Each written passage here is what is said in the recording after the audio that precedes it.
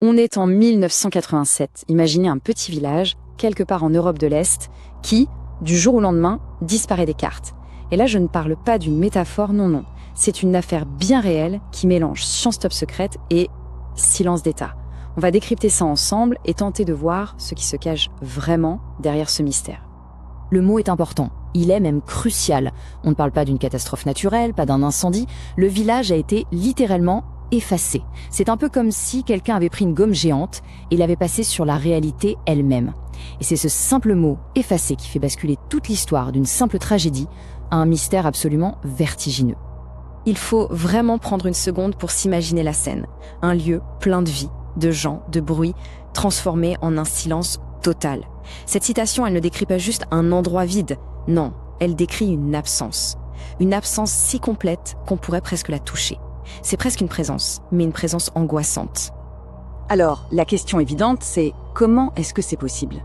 Comment un lieu peut-il être rayé de l'existence comme ça? Eh bien, un début de réponse se cache peut-être dans de vieilles archives. Un nom de code qui sent bon la guerre froide refait surface. Opération V29. C'est là qu'on commence à plonger dans le secret. Donc, ce n'était pas un accident. Loin de là. L'opération V29, c'était un projet bien réel, planifié, mené par une élite de scientifiques et de militaires. L'objectif officiel, c'était de repousser les limites de la physique. Mais la vraie question, évidemment, c'est à quel prix? Le plan est d'une simplicité glaçante. Regardez bien l'étape numéro 2. Rendre un objet à grande échelle invisible. Ici, on ne parle pas de rendre un tank ou un bateau invisible, non. L'objet en question, c'était le village. Le village tout entier et, par extension, ses habitants.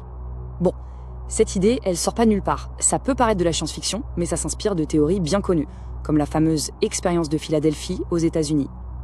La grande différence ici, c'est qu'on n'est plus dans la rumeur. On est face à une cicatrice bien réelle sur la carte du monde. Alors, la théorie, c'est une chose. La pratique, c'en est souvent une autre. Qu'est-ce qui s'est passé concrètement cette nuit-là, la nuit du test? Évidemment, les documents officiels ne disent rien, mais la mémoire humaine, elle, a gardé des bribes, des fragments d'une scène qui semble venir d'un autre monde. Le seul signe avant-coureur, c'est ça, une lumière. Les quelques témoignages qui existent parlent tous d'une lueur intense, mais silencieuse, qui a tout recouvert. Une lumière qui ne ressemblait à rien de connu, ni à un orage, ni à quoi que ce soit d'artificiel. C'était le calme, avant la tempête, le début de la fin. Et la chronologie, elle est d'une rapidité qui fait froid dans le dos. Au coucher du soleil, un village, bien vivant, sous une lumière étrange. Au lever du soleil, le néant.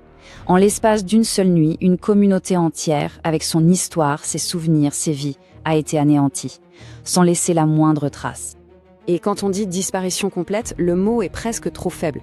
Les familles, les animaux de la ferme, les maisons, les routes pavées, tout, absolument tout, c'est comme dissous dans l'air.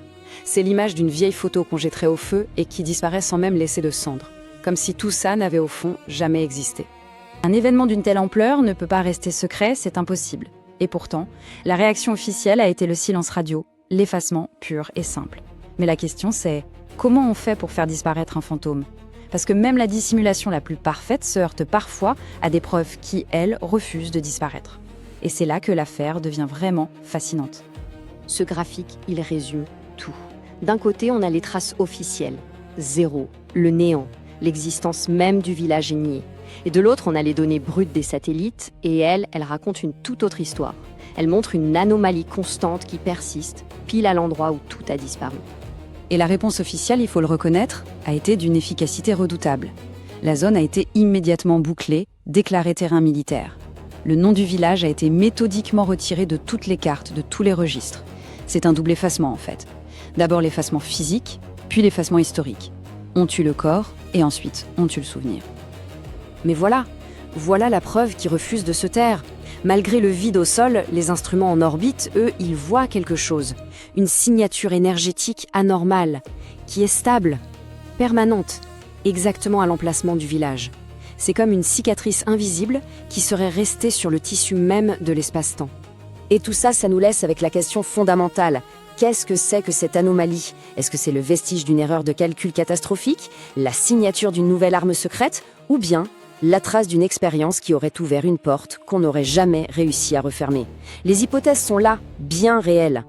L'histoire de ce village fantôme, c'est un rappel assez brutal que la science explore parfois des territoires dont les conséquences sont totalement imprévisibles. La seule chose certaine, c'est que quelque chose s'est produit cette nuit-là, et que le silence qui l'entoure est tout aussi assourdissant que la lumière qui l'a précédé.